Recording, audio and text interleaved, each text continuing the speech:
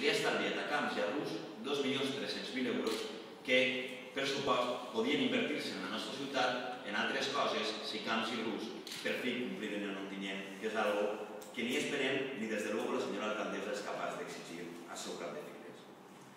I clar, damunt és que ahir es va veure que ja no es quedaven arguments.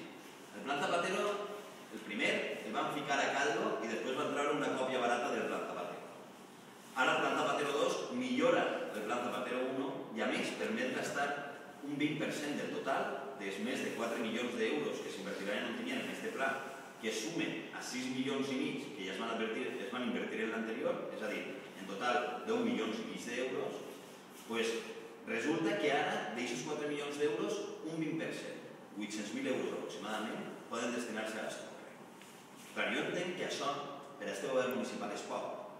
I és poc perquè aquest govern municipal, el govern de la senyora Insa i el senyor Tortosa, ha fet que el gasto corrent augmentara en 3 milions d'euros des que estan governant. Entre altres coses, pagant la cúpula policial més cara de la història i el regidor de policia més car de la història.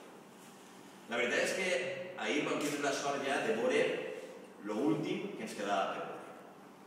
Veiem, com sempre, un partit popular enforrunyat, una alcaldessa malhumorada constantment, sempre bonegant, com si estiguera en una classe, i l'últim que ens quedava per veure és veure el govern fiscalitzant la tasca de l'oposició. Això era l'últim ja que ens quedava per veure. Resulta que ahir el senyor Vila s'atreveix a preguntar-li a la regidora de cementeri sobre matèria de personal. Jo crec que el senyor Vila s'ha oblidat de que no sols és de policia, també és el regidor de personal. Pareix que això se li ha oblidat.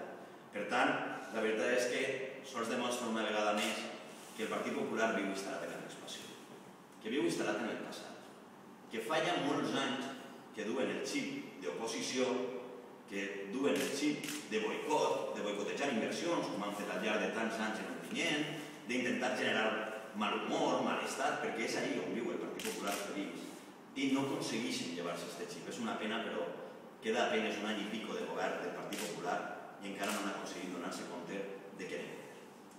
Encara així, al final, la realitat és la que és, i el ben cert és que el Pla Camps, el plan acto de fe del senyor Camps, no ha invertit res en Ontinyent, no ha generat ni un sol lloc de feina en Ontinyent, i front a això, el Plan Zapatero 1 ja està pràcticament finalitzant-se, i gràcies al Plan Zapatero 2 anem a aconseguir rehabilitar un edifici per a serveis socials, allotjament d'emergència. Anem a aconseguir, com després parlarà Oviedo, ficar en marxa instal·lacions per a l'estalvi energètic en la xarxa d'enllumenat de la ciutat, en 71 línies. Anem a aconseguir millores en el sanejament de la població, nous lavabos i taquilla en el camp municipal de futbol del Clariano. Anem a aconseguir actuacions de neteja i conservació de les masses forestals d'Ontinyent. Anem a millorar el que és l'antic menjador de Rafael Juan Vidal, perquè allí també la veritat és que es fan moltíssimes activitats, tant de l'EPA com d'altres associacions.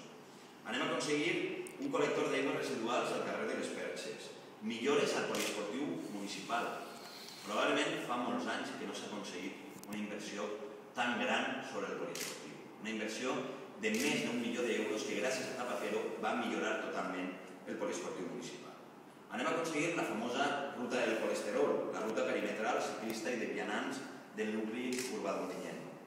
Anem a aconseguir substituir la coberta de la Casa de Cultura de manera que millorem ja una instal·lació important per a la ciutat i també aconseguirem adequar paisatgísticament i millorar el paratge del carrer. I tot això serà gràcies als diners del govern central.